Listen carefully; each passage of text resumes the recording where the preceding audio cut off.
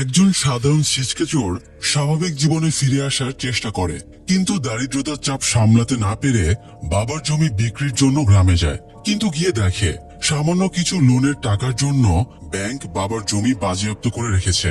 এই শোকে তার বাবা মারা যায়। পূর্বপুরুষদের মতো বাবাকেও এই জমিতে দাফন করতে গেলে ব্যাংক বাধা দেয়। তাই ছেলেটা আবারও পুরনো পেশায় ফিরে যায়, অর্থাৎ ব্যাংক থেকে টাকা চুরি করে আবার সেই টাকা দিয়ে ব্যাংক লোন পরিশোধের প্ল্যান করে।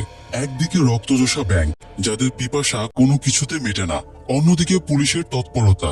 শেষ পর্যন্ত কি পরিণতি নিয়ে ছেলেটার গল্প শেষ হবে জানতে হলে আসুন শুনে আসি দারিদ্রতা এবং ব্যাংকের চাপে কোণঠাসা জীবনের করুণ কাহিনী কারা সিনেমার গল্পটি। ঝড় বৃষ্টির রাত, যে রাতে মানুষ অকারণে বাইরে বের হবার কথা চিন্তাও করে না, সেই রাত চোরেদের জন্য আদর্শ। কারা এবং মুরুগেশন দুই চোর প্রবল ঝড় বৃষ্টির মাঝে চুরি করতে বেরিয়েছে। কারা শপথ করেছে এটাই তার শেষ চুরি। তারা একটা নির্জন ফাঁকা বাড়িকে টার্গেট করে। বাড়িতে এ সময় লোকজন ছিল না, হয়তো বাইরে গিয়ে তারা ঝড় বৃষ্টির কারণে আটকে গিয়েছে। তবু দুজনে বিদ্যুৎ বোর্ডের লাইনম্যানের ড্রেস আপে ছিল, যাতে ধরা পড়লেও বলা যায় ওরা লাইন চেক করতে এসেছে। চুরি করতে ঢোকার আগে দুজনে হাতে আঠা মেখে নেয়, যাতে ফিঙ্গারপ্রিন্ট না থাকে। এছাড়া শরীরে বামও লাগিয়ে নেয়, যাতে কুকুরেরা মানুষের গন্ধ ডিটেক্ট করতে না পারে। অশিক্ষিত হলেও টেকনিকে কারা বেশ স্মার্ট। তো এরপরে দুজনে বাড়ির সদর দরজার সামনে যায়। কারা একটি অভিনব কৌশলে তালা ভাঙে।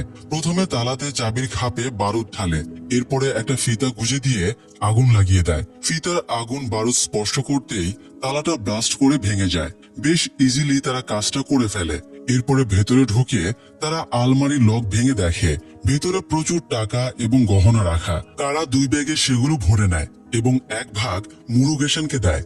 আজ মুরুগেশনের প্রথম চুরি ছিল, তাই সে খুবই ঘাবড়ে ছিল তারা বেরিয়ে যাবে। তার আগেই আরেক ঝামেলা হয়ে যায়। অনাকাঙ্ক্ষিত ভাবে বাড়ির লোকজন ফিরে আসে। কারা মুরুগেশনকে ভেন্টিলেটর চেম্বার দিয়ে বেরিয়ে যেতে বলে। প্রথমে সে মুরুগেশনকে ওপরে তুলে দেয়। এবার মুরুগেশনের কারাকে তুলে নেবার পালা, কিন্তু ভয়ে আতঙ্কে মুরুগেশন তাকে ফেলে রেখেই পালিয়ে যায়। ফলে কারা আর পালানোর সুযোগ পায় না। পালাতে না পারায় এখন একটাই অপশন, প্রতিরোধ। কারা ভেতর থেকে দরজার ছিটকিনি আটকে দিয়েছিল, তবে মানুষের ধাক্কাতে ছিটকিনি ভেঙে যায়। ভেতরে যারা আসে কারা ওদের সাথে ফাইট শুরু করে। ওদেরকে ধরাশায়ী করে কারা বাইরে বের হতেই দেখে পুরো গ্রাম অস্ত্র নিয়ে দাঁড়িয়ে আছে। আসলে এই বাড়িটা যেমন তেমন লোকের ছিল না, বরং এটা একজন এমএলএর বাড়ি। তাই ধরা দেওয়া ছাড়া কারার আর কোনো অপশন থাকে না। পরে উত্তম মধ্যম দিয়ে কারাকে থিরুভরম্বুর থানায় এনে উল্টো করে ঝুলিয়ে রাখা হয়। কারার প্রেমিকা শেরলি এই সত্যটা জানতো না যে কারা একজন চোর। সে জানতো কারা বিদ্যুৎ বোর্ডে চাকরি করে। সে থানায় গিয়ে কারাকে ছাড়াতে অনেক আহাজারি শুরু করে। তবে কারা এবার প্রেমিকার কাছে সত্যিটা স্বীকার করলে শেরলি বাকরুদ্ধ হয়ে থানা থেকে বেরিয়ে যায়। এদিকে ত্রিচি জেলা পুলিশ অফিসে ডিএসপি ভারাথান বসে ঝিমাচ্ছিল। এসপি অফিসে আসলে সে রাতের বিভিন্ন পজিশনে টহলের আপডেট দিতে যায়। এই সময় এসপির ওয়্যারলেসে নোটিফিকেশন আসে, থিরুভরম্বুরে এমএলএর বাড়িতে চুরি হয়েছে। চোরকে আপাতত থানায় আনা হয়েছে, তবে তাদের স্থানীয় ডিএসপি ছুটিতে আছে, তাই অতিরিক্ত ডিএসপি কে সেখানে পাঠাতে বলা হয়। কথাটা শুনতে পেয়ে ভারাথান এসপি কে রিকোয়েস্ট করে কেসটা যেন তাকে দেওয়া হয়। 30 বছরের সার্ভিস লাইফে সে অনেক বড় বড় কেস সলভ করেছে, কিন্তু কখনো ক্রেডিট পায়নি। সব ক্রেডিট ওপর মহলের লোকেরা নিয়ে চলে গেছে। তাই অবসরের আগে ভারাথান একটু লাইমলাইটে থাকতে চায়। যেহেতু এমএলএর বাড়িতে চুরি হয়েছে, তাই অবশ্যই এটার প্রেস কভারেজ হবে। এই সুযোগে সেও একটু নিউজে আসতে পারবে, ফলে সে সম্মানের সাথে রিটায়ার করতে পারবে। সব শুনে এসপি ভারাথানকে কেসের দায়িত্ব দিয়ে দেয়। ভারাথানও আনন্দের সাথে থিরুভরম্বুর থানায় চলে যায়। ততক্ষণে কারাকে নামিয়ে রাখা হয়েছিল। কারার চুরির টেকনিক দেখে ভারাথান বেশ অবাক হয়। সে স্টাফদের প্রেসকে খবর দিতে বলে, আর আরেকজনকে প্রেস কনফারেন্সের জন্য কেসের ডিটেলস লিখতে বলে। এমএলএর বাড়ি থেকে 54 ভরি সোনা চুরি হয়েছিল। ভারাথান 54 ভরির জায়গায় 100 ভরি লিখতে বলে, যাতে চুরিটাকে বড় মাপের মনে হয়। এছাড়া ভারাথান এমন ভাবে কেসটা সাজায় যাতে মনে হয় অনেক দূরদর্শী প্ল্যানের মাধ্যমে সে কারাকে গ্রেপ্তার করেছে। এসব শুনে কারা বলে ভারাথান কাজটা ঠিক করছে না। কথাটা শুনে ভারাথান ক্ষেপে যায় এবং ছুটে গিয়ে কারার বুকে লাথি মেরে বলে, নিজে চোর হয়ে আমাকে ভালো মন্দ শেখাচ্ছিস? ভারাথান কারার পায়ে একটা লাথি এবং মুখে একটা ঘুষি মেরে আয়নার কাছে এসে নিজেকে রেডি করে, যাতে প্রেস কনফারেন্সে তাকে সুন্দর দেখায়। এ সময় কারা পেছনে উঠে দাঁড়ায় এবং ভারাথানের কাছে এগিয়ে আসে। ভারাথান কিছু করার আগেই কারা তার বুকে ঘুষি মারে। এক ঘুষিতেই ভারাথানের অবস্থা খারাপ হয়ে যায়। এরপরে তাকে আরো এক ঘা দিয়ে কারা ইলেকট্রিক তার দিয়ে কারসাজি করে পুরো থানায় পাওয়ার সাপ্লাই অফ করে দেয়। তারপরে থানা থেকে পালিয়ে যায়। পুলিশেরা তেড়ে এসে কারাকে আর খুঁজে পায় না। কারা জঙ্গলের ভেতরে লুকিয়ে প্রার্থনা করছিল, ভগবান এবারের মতো বাঁচিয়ে দাও, আর কখনো চুরি করব না। যাই হোক, এরপরে মাস 6 কেটে যায়। কারা এখন শেল্লিকে বিয়ে করে তাকে নিয়ে রেনিগুন্তাতে থাকে। সে শেল্লিকে প্রমিস করেছিল আর কখনো চুরি করবে না। তো সেখানে দুজনে একটা হোটেলে কাজ করে। দিনরাত হাড় ভাঙা খাটুনির পরেও ঠিক মতো বেতন পেত না। তাছাড়া তারা যে বাড়িটাতে থাকতো সেটারও ভঙ্গুর দশা। একটু বৃষ্টি হলেই সিলিং বেয়ে পানি পড়ে। এভাবে মানবেতর জীবন আর কারা কাটাতে পারছিল না। তাছাড়া স্ত্রীর এত কষ্ট সে সহ্য করতে পারছিল না। তাই সে সিদ্ধান্ত নেয় নিজেই ক্যান্টিন খুলবে। শেল্লি খুব ভালো রান্না পারে, তাই সে রান্না করবে আর কারা খাবার সার্ভ করবে। কিন্তু ক্যান্টিন খোলার জন্য তাদের কাছে টাকা ছিল না। তাই ওরা ব্যাংকে লোন নিতে যায়, কিন্তু ব্যাংক তো গ্যারান্টি ছাড়া লোন দেবে না। লোন নিতে হলে বাড়ি, জমি, গহনা কিছু না কিছু বন্ধক রাখতেই হবে। তাই কারা ভাবে গ্রামে তো তাদের 8 একর জমি আছে, সে ওই জমি বন্ধক রেখে আপাতত লোন তুলবে। ক্যান্টিনে ভালো ব্যবসা হলে আস্তে আস্তে লোন শোধ করে দেবে। তো জমির দলিল আনার জন্য কারা স্ত্রীকে নিয়ে গ্রামের উদ্দেশ্যে বেরিয়ে পড়ে। তবে কারা স্ত্রীকে বাড়িতে নিয়ে যায় না। সে শেল্লিকে একটা লজে রেখে একাই গ্রামে ঢোকে। কারণ 16 বছর আগে কারা বাবার টাকা চুরি করে গ্রাম থেকে পালিয়ে গিয়েছিল। এত বছর পরে তার প্রতি সবার আচরণ কেমন আছে সেটা বোঝার জন্য সে একাই গ্রামে যায়। তবে সরাসরি বাড়িতে না গিয়ে আগে মামার সাথে দেখা করে। মামা কারাকে দেখা মাত্রই থাপ্পড় দিয়ে দেয় এবং গালমন্দ শুরু করে। সে কারাকে বাবার সাথে দেখা না করেই ফিরে যাবার পরামর্শ দেয়। তাই রাগ করে কারা ফিরে যাবার জন্য বাস স্টপে অপেক্ষা করছিল। এরপরে বাস আসায় সে উঠতে গিয়ে দেখে বাস থেকে তার বাবা নামছে।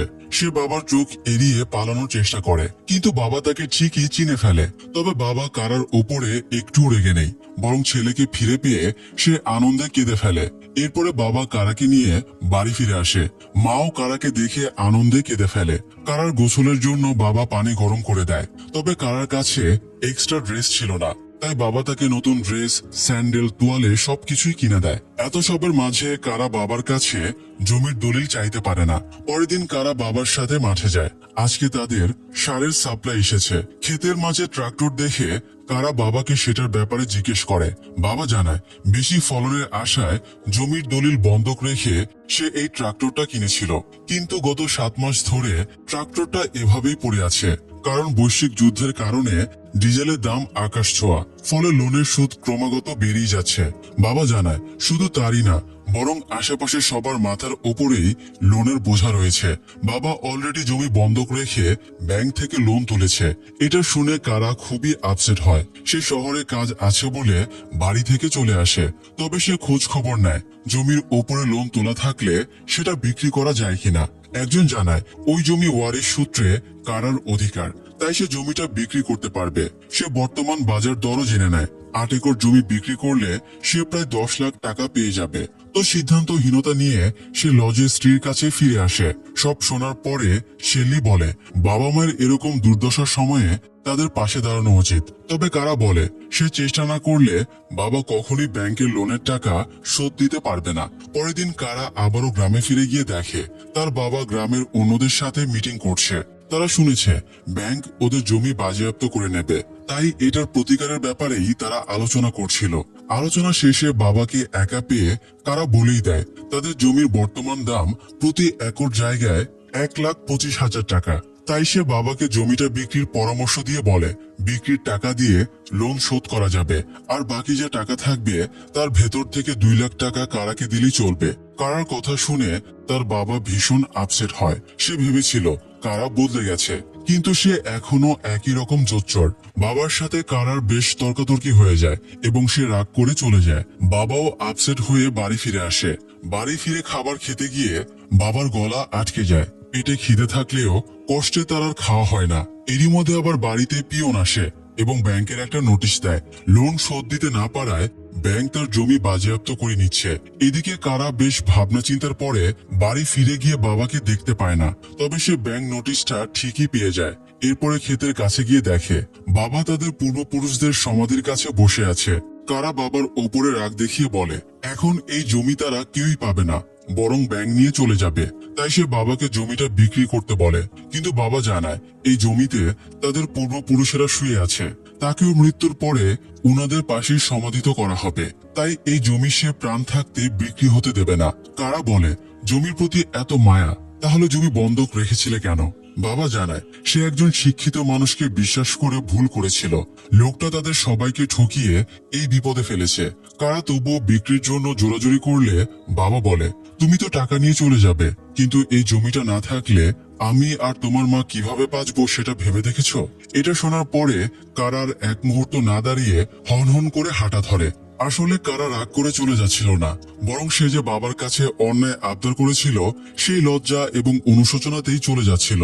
বাবা পেছনে ছুটে এসে কারাকে আটকানোর চেষ্টা করে। সে মানত করেছিল ছেলে ফিরে আসলে একটা ছাগল বলি দেবে, তাই শালার কাছ থেকে 4000 টাকা ধারও করেছিল। সেই টাকাটা কারাকে দিতে চাইলে কারা নেয় না।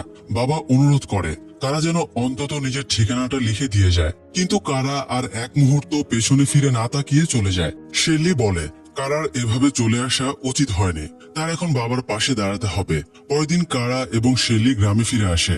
বাড়ির পথে হাঁটার সময়ে কারার মুরুগেশনের সাথে দেখা হয়ে যায়। মুরুগেশন কারাকে রেখে পালানোর কারণেই কারা ধরা পড়ে গিয়েছিল।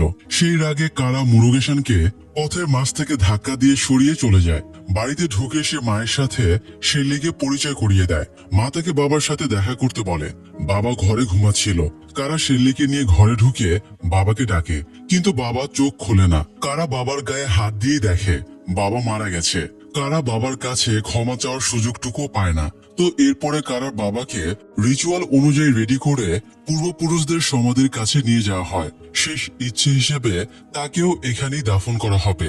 কিন্তু এই সময় ব্যাংকের লোকেরা চলে আসে এবং বাধা দিয়ে বলে লোন শোধ করার আগ পর্যন্ত এই জায়গাটা ব্যাংকের বাজেয়াপ্ত সম্পত্তি, তাই এখানে তারা লাশ দাফন করতে দেবে না।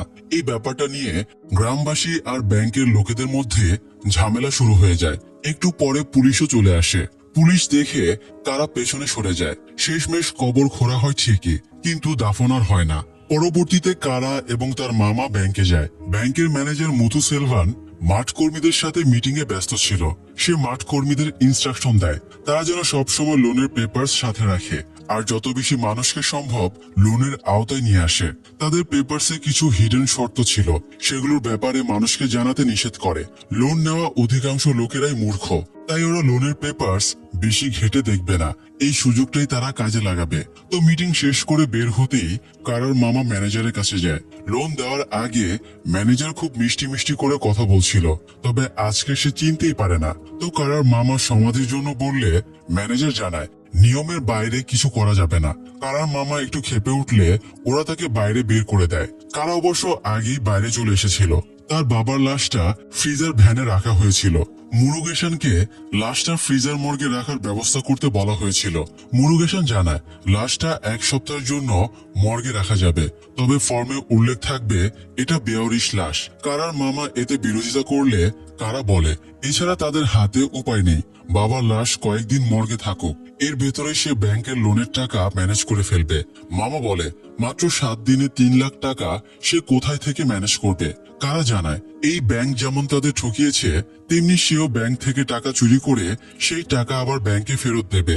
তো এরপরে বাবার লাশটাকে বেওয়ারিশ দেখানোর জন্য পথের পাশে ফেলে রাখা হয়।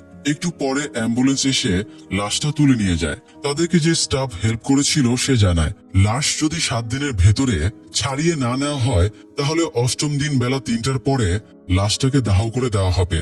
মর্গের লোকেরা লাশটাকে তেমন সম্মান দেখাচ্ছিল না।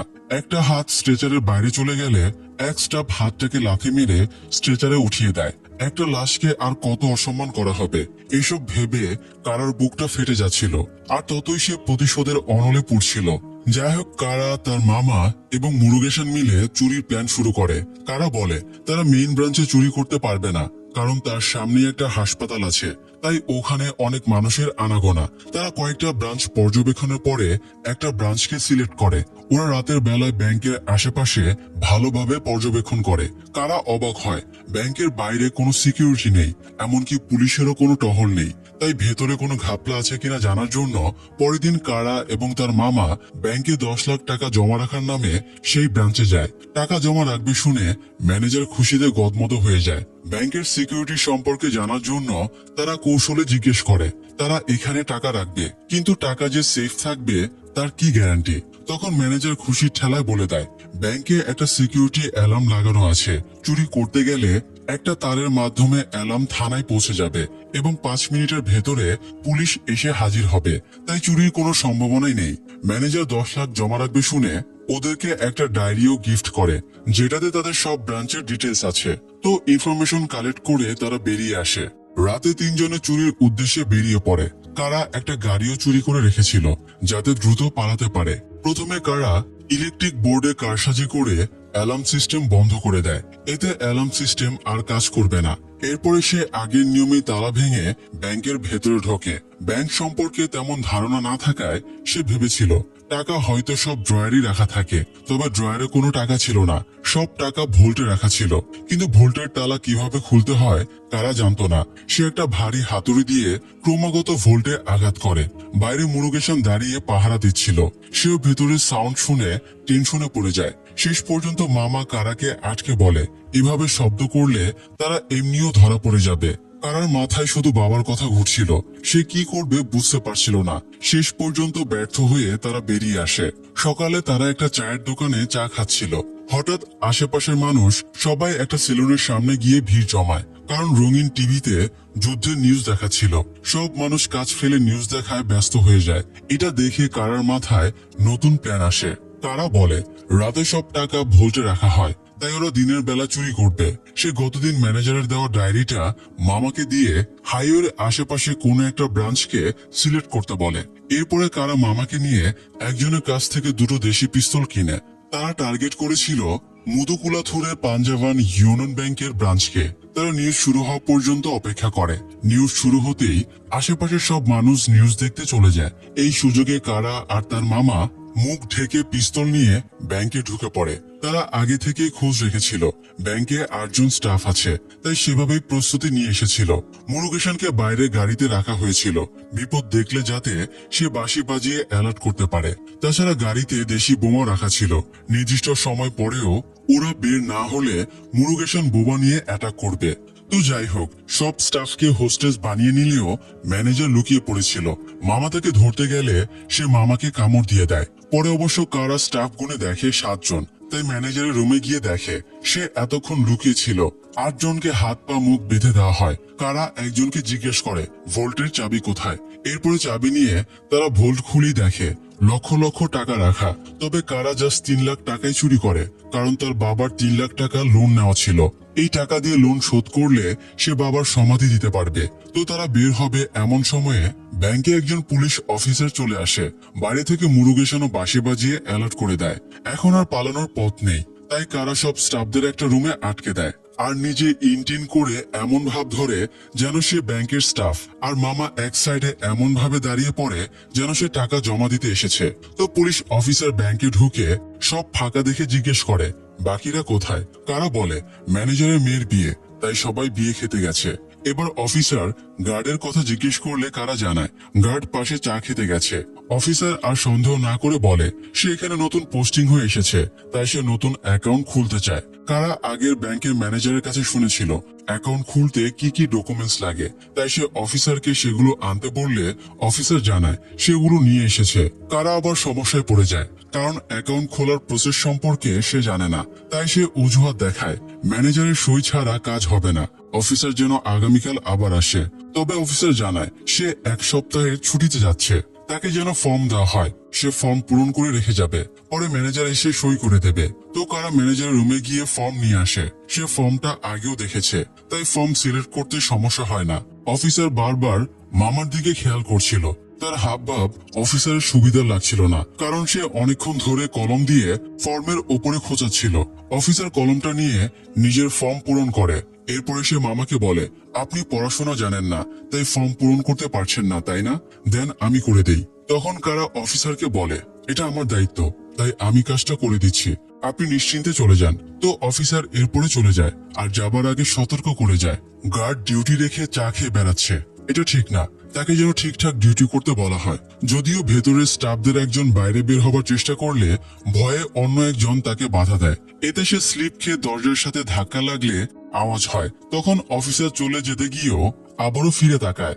মামা অবশ্য এই সময় এমন নাটক করে যেন তার মাথায় আঘাত লেগেছে, তাই আর অফিসার সন্দেহ না করে চলে যায়। তারপরে আরামে ওরা টাকা নিয়ে পালিয়ে যায়। চুরিটা সফল হওয়ায় তারা বেশ ফুরফুরে মেজাজে ছিল। এখন কারা বাবার লাশটা দাফন করতে পারবে। চুরির পরপরই ডিএসপি ভাড়াথানের কাছে চুরির খবরটা পৌঁছে যায়। সে টাকার নোটের সিরিয়ালগুলো পুলিশকে কালেক্ট করার নির্দেশ দেয়। ততক্ষণে হেড ব্রাঞ্চ থেকে ম্যানেজার মুথু সেলভান মধুকুলাথুরের ব্রাঞ্চে চলে এসেছিল। সে স্টাফকে জিজ্ঞেস করে, লকার থেকে কত টাকা চুরি হয়েছে, পুলিশ হিসেব নিয়েছে কিনা।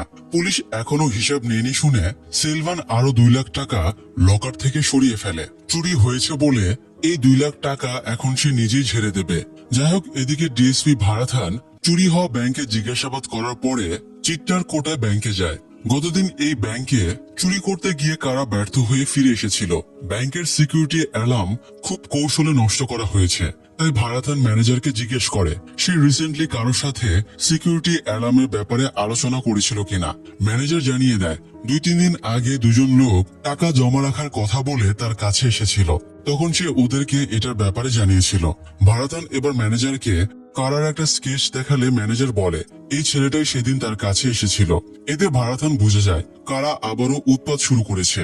এদিকে কারা মামাকে নিয়ে হেড অফিসে বাবার লোনের টাকাটা পরিশোধ করতে যায়। ততক্ষণে সব ব্রাঞ্চে চুরি যাওয়া নোটের সিরিয়াল নম্বর পৌঁছে গিয়েছিল, তাই চেক করার জন্য অ্যাকাউন্টেন্ট আরেক স্টাফকে সিরিয়াল নম্বরের লিস্টটা আনতে বলে।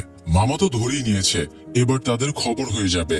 তবে অ্যাকাউন্টেন্ট ব্যাগ খুলে দেখে সব নোটই পুরনো। চুরি যাওয়া নোটগুলো চকচকে নতুন ছিল, তাই পুরনো নোট দেখে আর সিরিয়াল চেক করার প্রয়োজন হয় না। মামা অবাক হয়ে কারাকে জিজ্ঞেস করে সে আবার কোন ফাঁকে নোটগুলো বদলালো। অন্যদিকে ভাড়াথানের কাছে খবর আসে তারা একজনকে ধরেছে, তার টাকার সিরিয়াল নম্বরের সাথে চুরি যাওয়া নোটের সিরিয়াল মিলে যাচ্ছে। তবে সে বলেছে এটা নাকি তার বেতনের টাকা। ভাড়াথান খোঁজ নেয় সে কোথায় কাজ করত। এরপরে সে দোকানে চলে যায়। দোকান মালিক জানায় সে সকালে দোকানে এসে দেখে তালা ভাঙা। চুরি হয়েছে ভেবে ছুটে এসে দেখে টাকা ড্রয়ারে হিসেব মতোই আছে। তখন সে বুঝতে পারে টাকা চুরি হয়নি, বরং নোটগুলোকে বদলে দেওয়া হয়েছে। আসলে কাজটা কারাই করেছিল। সে জানতো ব্যাংকে টাকা শোধ করতে গেলে সিরিয়াল নম্বরের কারণে সে ধরা পড়ে যেতে পারে, তাই সে আগেই নোটগুলো বদলে ফেলেছিল। ভাড়াতান ভাঙা তালাটা দেখে শিওর হয়ে যায় এটা 100% কারার কাজ, কারণ তালার ভেতরে বারুদ ঢেলে তালা ভাঙার এই টেকনিক কারাই ইউজ করত। তো যাই হোক, এরপরে ভাড়াথান সোজা হেড অফিসে চলে আসে। কারা এবং মামা তখনও সেখানেই ছিল। তবে ভাড়াথান ব্রাঞ্চে ঢুকে ম্যানেজার সেলভানের রুমে চলে যায়, তাই সে কারাকে দেখতে পায় না। ভাড়াথান সেলভাকে বলে শনিবার এই ব্যাংকের একটি শাখায় চুরির চেষ্টা করে চোর ব্যর্থ হয়েছে। এমন ক্ষেত্রে সাধারণত চোর পালিয়ে যায় বা লুকিয়ে থাকে, কিন্তু চোর তা না করে একই ব্যাংকের আরেক শাখায় সোমবারে চুরি করেছে। এর মানে হলো চোর অনেক তাড়াহুড়োতে ছিল। আবার চোর চাইলে সব টাকা নিয়ে যেতে পারত, কিন্তু তা না করে শুধুমাত্র 5 লাখ টাকাই নিয়েছে। মানে কারা 3 লাখ টাকা চুরি করেছিল আর সেলভান 2 লাখ টাকা সরিয়েছিল। দুইটা মিলিয়ে 5 লাখ টাকা আর কি। তো ভাড়াথানের ধারণা চোরের শুধুমাত্র এই পরিমাণ টাকাই প্রয়োজন ছিল। তাছাড়া চোর শুধুমাত্র এই ব্যাংকের শাখাতেই চুরি করেছে, তার মানে চোরের এই ব্যাংকের ওপরে রাখছিল। এদিকে কারো লোনের 3 লাখ টাকা পরিশোধ করে ঠিকই, কিন্তু অ্যাকাউন্টেন্ট জানায় তাদের আরো টাকা পাওনা আছে। কারার বাবা ঠিক মতো লোন পরিশোধ করেনি, তাই চক্রবৃদ্ধি সুদে পাশাপাশি বিভিন্ন ভ্যাট ট্যাক্স মিলিয়ে তাদের এখনো আরো 1,47,184 টাকা দেওয়া লাগবে। এটা শুনে মামা হম্বিতম্বি শুরু করে, কারণ তারা তো শুধুমাত্র 3 লাখ টাকাই লোন নিয়েছিল। এই টাকার এত বাচ্চা বের হবে সেটা কিভাবে মেনে নেবে। অ্যাকাউন্টেন্ট ঝামেলা না করে ম্যানেজারের সাথে কথা বলতে বলে। কারা ম্যানেজারের রুমে তাকিয়ে পুলিশ দেখে সতর্ক হয়ে যায় এবং মামাকে শান্ত হতে বলে বাইরে নিয়ে চলে যায়। ভাড়াতান ধারণা করে ব্যাংক যেহেতু লোন শোধ না দিলে বাড়ি জমি সব বাজেয়াপ্ত করে নেয়, তাই এই রাগ থেকে এবং লোন শোধ করার জন্য কেউ চুরিটা করেছে।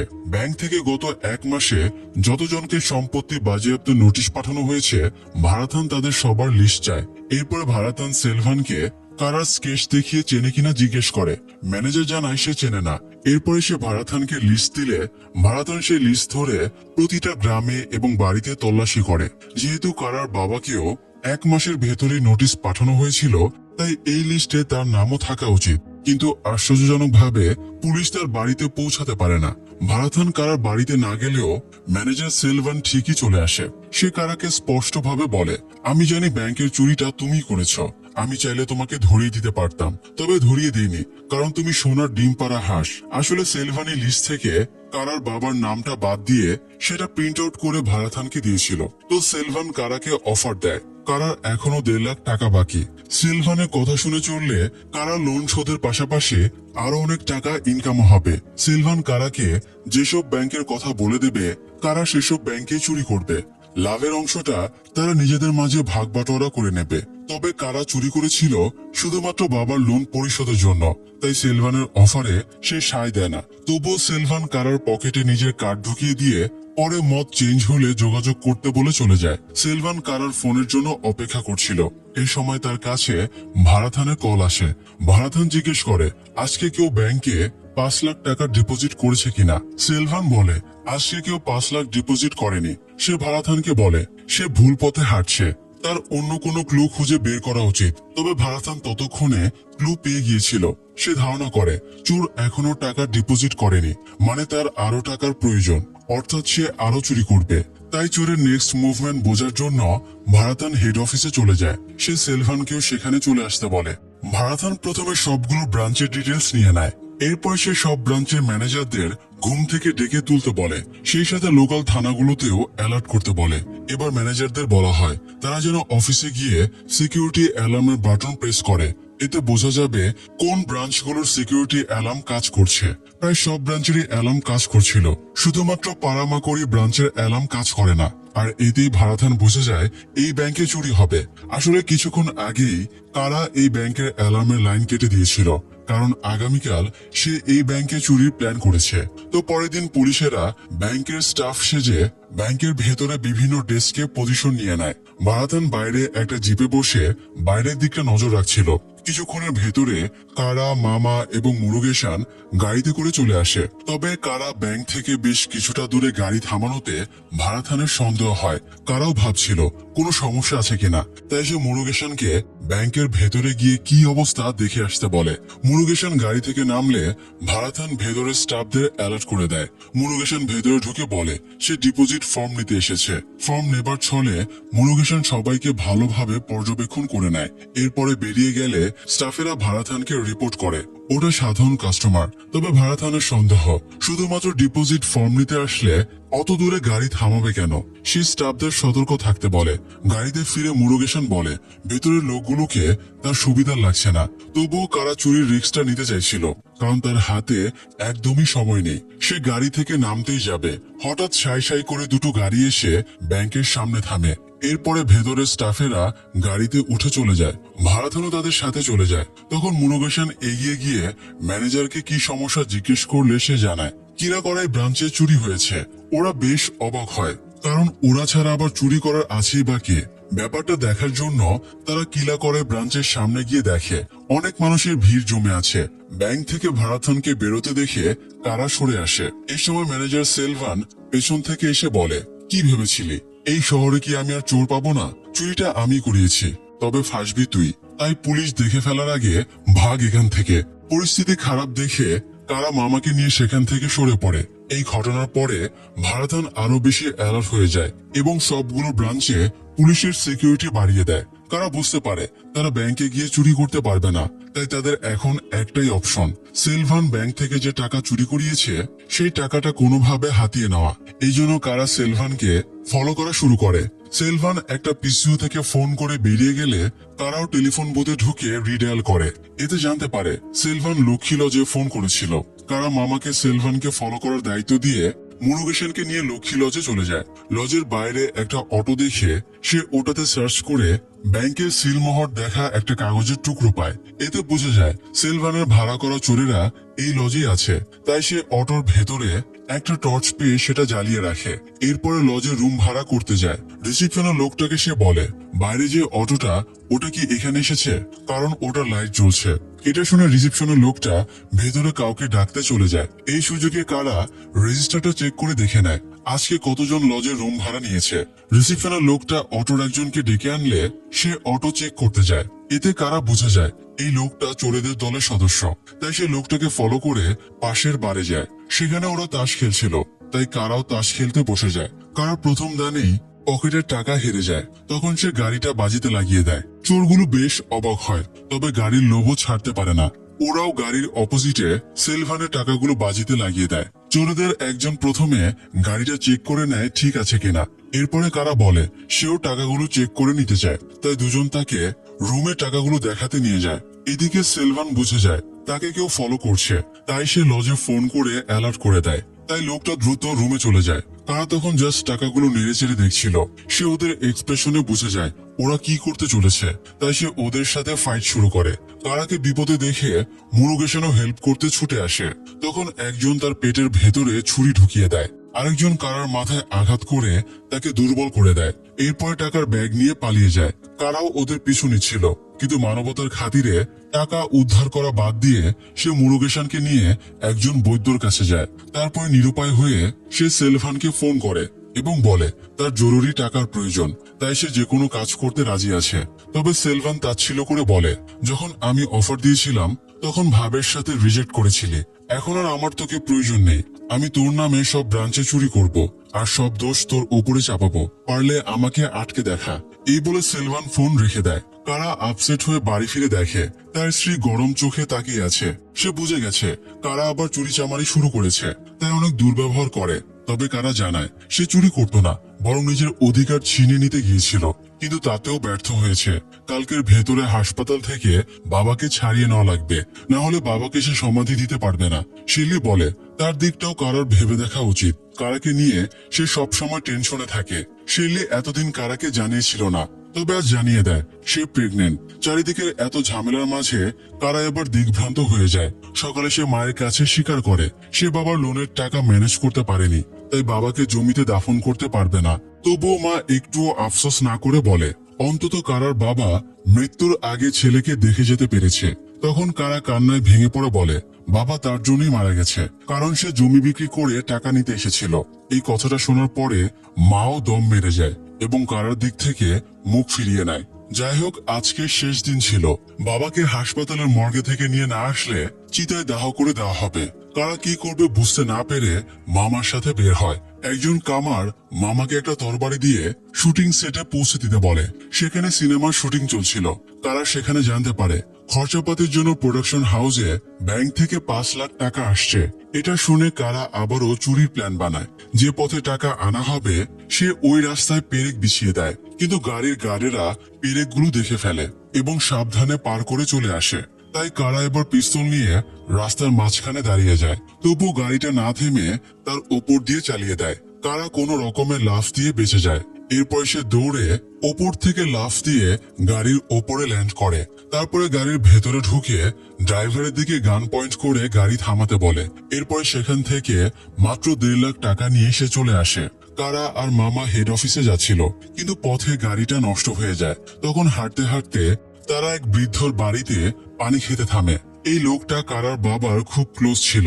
বৃদ্ধর বাড়ির পাশে তারা জং ধরা ট্রাক্টর পড়ে থাকতে দেখতে পায়, যদিও সেটার চাকা বিক্রি করে সে স্ত্রীর চিকিৎসা করিয়েছে। তো এই বৃদ্ধ যেহেতু লোন নিয়েছিল, তাই ব্যাংক থেকে তার কাছেও বাজেয়াপ্ত নোটিশ এসেছে। এই জন্য ক্ষোভে দুঃখে বৃদ্ধ ক্ষেতটা আগুনে পুড়িয়ে দেয়। তারাও প্ল্যান করে ফেলে সে শুধু বাবার ঋণ না, বরং সব কৃষকের ঋণ শোধ করবে। এদিকে ভাড়াথানের কাছে সায়ালকুড়ি রোডে চুরির ইনফরমেশন চলে যায়, তাই সে ওই রুটে চেকিং এর জন্য সব ফোর্স পাঠিয়ে দেয়। এতে ব্যাংকের সিকিউরিটি দুর্বল হয়ে যায়। ম্যানেজার সেলভানো এই সুযোগটা কাজে লাগাতে চাইছিল, তাই সে মধুকুলাথ ব্রাঞ্চের ম্যানেজারকে ফোন করে সিকিউরিটি অ্যালার্ম বন্ধ করে রাখতে বলে, পাশাপাশি সব ব্যবস্থা করে রাখতে বলে জানায়। তার লোকেরা অল্প সময়ের ভেতরে ব্যাংকে পৌঁছে যাবে। ম্যানেজার যেন ওদের চুরিতে কোনো ঝামেলা না করে। এরপরে সে ভাড়াটে চোরগুলোকে ফোন করে মধুকুলাথ ব্রাঞ্চে চুরির জন্য চলে যেতে বলে। এ সময় একজন পুলিশ স্টাফ এসে সেলভানকে জানায় ভারাথান স্যার তাকে ডাকছে। সেলভান বাইরে আসলে ভারাথান তাকে গাড়িতে উঠে বসতে বলে, কারণ ভারাথান এই এলাকাটা ভালোভাবে চিনত না। তো সেলভানও ঝামেলা না করে গাড়িতে উঠে বসে। এদিকে কারা তখন পার্থিবানোর ব্রাঞ্চে চুরি করতে চলে যায়। বাইরে থেকে পাওয়ার সাপ্লাই বন্ধ করে সে ভেতরে ঢুকে গান পয়েন্টে রেখে সবাইকে হোস্টেস বানিয়ে নেয়। তবে একজন পুলিশ স্টাফ গার্ডে ছিল, সে কারাকে বন্দুকের পয়েন্টে নিয়ে আসে। তবে তার অসাবধানতার সুযোগে কারা পাল্টা অ্যাটাক করে তাকেও ধরাশয়ী করে ফেলে। তারপরে লকার থেকে সে পুরো টাকা না নিয়ে অল্প কিছু টাকা নিয়ে নেয়। এরপরে সে বের হতে গিয়ে দেখে বাইরে মানুষের ভিড় জমে আছে। তারাও সন্দেহ করছিল ভেতরে চুরি ডাকাতি হচ্ছে কিনা। তাই কারা একটা দেশি বোমা বাইরে ব্লাস্ট করে সবাইকে আতঙ্কে ফেলে দেয়। এতে মানুষ প্রাণের ভয়ে দৌড়াতে শুরু করে। তখন কারাও ওদের সাথে পালিয়ে যায়। ভারাথানের কাছে যতক্ষণে পার্থিবানো ব্রাঞ্চের চুরি খবর পৌঁছে ততক্ষণে কারা অবিরামম ব্রাঞ্চে চুরি করতে চলে যায়। পরপর 3টা চুরির ঘটনায় ভারাথানের কনফিডেন্স লো হয়ে যায়। সে এখন কোন দিকে যাবে, কোন ব্যাংকে স্টেপ নেবে কিছুই বুঝে উঠতে পারছিল না। তবে ততক্ষণে কারা বসে নেই, সে কামথি ব্রাঞ্চেও চুরি করে বেরিয়ে যায়। এই চুরির খবরটা পাওয়ার পরে সেলভানও বেশ হকচকিয়ে যায়। সে কারার প্ল্যানটা ঠিক ধরতে পারছিল না। তবে ভারাথান এবার নিজের টেকনিক চেঞ্জ করে। সে ব্যাংকের শাখাগুলোর ম্যাপ ফলো করে ধারণা করে নেক্সট চুরিটা হবে মধুকুলাথ ব্রাঞ্চে। সেলভান চাইছিল না ভারাথান মধুকুলাথ ব্রাঞ্চে যাক, কারণ সে নিজের লোকেদের এই ব্রাঞ্চে চুরির ইনস্ট্রাকশন দিয়েছে। তবুও সেলভানের কথায় গুরুত্ব না দিয়ে নিজের গাট ফিলিংসকে ফলো করে ভারাথান মধুকুলাথ ব্রাঞ্চে চলে যায়। তখনও সেখানে চোরেরা এসে পৌঁছায়নি। মধুকুলাথ ব্রাঞ্চের ম্যানেজার সেলভানকে দেখে অবাক হয়ে যায়। সেলভান ইশারায় ম্যানেজারকে চুপ থাকতে বলে। এরই মধ্যে সেখানে সেলভানের চোরেরা চলে আসে। চোরেরা সেলভানকে এখানে দেখে নিজেদের মুখোশ খুলে ফেলে এবং জিজ্ঞেস করে পুলিশও তাদের সাথে জড়িত কিনা। সেলভানের এক্সপ্রেশন দেখেই ওরা বুঝে যায় কি ভুল করেছে। তবে ওরা স্টেপ নেবার আগেই ভারাথান ওদের ওপরে গুলি চালালে 2জন মারা যায় আর আরেকজন ভয় স্বীকার করে ওরা সেলভানের কথায় চুরি করেছে। ধরা পড়ে যাওয়ায় সেলভান দৌড়ে বাইরে পালিয়ে যায়। সে রাস্তায় উঠতেই একটা দ্রুতগামী ট্রাক্টরের সাথে ধাক্কা খেয়ে সিরিয়াস ভাবে আহত হয়ে যায়। যে ট্রাক্টরের লোভ দেখিয়ে সে গরিব কৃষকদের লোনের ফাঁদে ফেলেছিল, সেই ট্রাক্টরের ধাক্কাতেই তার মরণদশা হয়ে গেল। কি এক দারুণ আইরনি। যাই হোক, এদিকে ততক্ষণে মামা হেড অফিসে লোনের সুদের টাকাও জমা করে দিয়েছিল। কারা মর্গে গিয়ে সৎকারের আগেই বাবার লাশটা কালেক্ট করে নেয়। অন্যদিকে ভারাথান হাসপাতালে সেলভানের সাথে দেখা করতে গেলে মৃত্যু শয্যাতেও সেলভান ভারাথানকে টাকার অফার দিয়ে ব্যাপারটা সেটেল করে ফেলতে বলে। ভারাথানকে তার লাইফে 2জন ঘোল খাইয়েছে, তার মধ্যে একজন কারা, অন্যজন সেলভান। তাই ভারাথান অক্সিজেন সাপ্লাই অফ করে দিয়ে সেলভানকে মেরে ফেলে। এরই মধ্যে তার কাছে খবর আসে হেড অফিসের সামনে ঝামেলা হয়েছে। সে গিয়ে দেখে গ্রামের সব মানুষ টাকা হাতে দাঁড়িয়ে আছে। তারা লোন পরিশোধ করে নিজেদের জমি ছাড়িয়ে নিয়ে যাবে। ভারাথান বুঝতে পারে এগুলো চুরির টাকা। সে পাবলিককে বোঝানোর চেষ্টা করে, তবে এই রক্তচোষা ব্যাংকের প্রতি তাদের বিন্দুমাত্র করুণা ছিল না। ওরা জোর দিয়ে বলে এগুলো ওদের টাকা, আর এই টাকা দিয়ে ওরা নিজেদের জমি ছাড়িয়ে নেবে। তো এতগুলো মানুষের সাথে ভারাথান পেরে উঠবে না। দলিল ফিরে পাওয়ার আনন্দে তারা উন্মাদ হয়ে ওঠে। তাই ভারাথান হাল ছেড়ে দেয়। এদিকে কারার বাবাকে দাফনের জন্য রেডি করা হয়। এখন আর কেউ তাদের বাধা দিতে পারবে না। বাবার শেষ ইচ্ছে অনুযায়ী তাকেও পূর্বপুরুষদের পাশে দাফন করা হয়। দাফন শেষে কারা একা বাবার সমাধির সামনে দাঁড়িয়েছিল। তখন সেখানে ভারাথান চলে আসে। সে এসে কারাকে থাপ্পড় মেরে বলে, সব ঋণ গ্রহীতা যদি লোন পরিশোধের জন্য এভাবে চুরি শুরু করে তাহলে পুলিশের কাজ কি? ওরা লোন নিয়েছে, শোধ করতে না পারলে ব্যাংক সম্পত্তি বাজেয়াপ্ত করে নেবে। এখানে দোষের কি আছে? ভারাথান কারাকে গান পয়েন্টে নেবার জন্য কোমরে হাত দিয়ে দেখে কারা অলরেডি গানটা নিজের হাতে নিয়ে নিয়েছে। কারা ভারাথানের দিকে গান পয়েন্ট করে বলে, আপনি কি কখনো লোন নিয়েছেন? ভারাথান জানায় সে গাড়ির জন্য লোন নিয়েছে। মাসে 3500 টাকা করে কিস্তি দেওয়া লাগে। তখন কারা বলে, যদি আপনি 3 মাস বেতন না পান তাহলে কিভাবে কিস্তি দেবেন? তাও না হয় দিলেন, কিন্তু 3 বছর যদি বেতন না পান তাহলে আর কিস্তি দিতে পারবেন না। কৃষকদের সাথেও এটাই হয়েছে। আপনি তো নিজের ইচ্ছেতে লোন নিয়েছিলেন, কিন্তু ওই বোকা কৃষকগুলো লোনের ব্যাপারে কিছুই বোঝে না। ওদেরকে সুদের মারপ্যাচ না বুঝিয়েই লোন নিতে বাধ্য করা হয়েছিল। ফলে পরবর্তী কয়েক বছর ফসল না হওয়ায় ওরা আর লোন শোধ করতে পারেনি। ব্যাংক ওদের সাথে প্রতারণা করেছে। তাই আমি ব্যাংকের ওপরে প্রতিশোধ নিয়ে ওদের ক্ষতিপূরণ দিয়েছি। কারার নিজের কাজের জন্য কোনো অনুশোচনা ছিল না, তবুও সে অপরাধ করেছে। তাই ভারাথান তাকে গ্রেপ্তারের জন্য হাতকড়া পড়ায়। তখন তার খেয়াল হয় পাবলিক যখন জানবে কারা তাদের লোন পরিশোধের টাকা দিয়েছে, যার কারণে তাকে গ্রেপ্তার করা হয়েছে, তখন কারা সবার চোখে হিরো হয়ে যাবে আর ভারাথান হয়ে যাবে ভিলেন। তাই সে একটা বেটার প্ল্যান ভেবে বের করে। সে কারাকে অপশনের বাইরে রাখবে আর চুরির জন্য ম্যানেজার সেলভানকে ফাঁসিয়ে দেবে।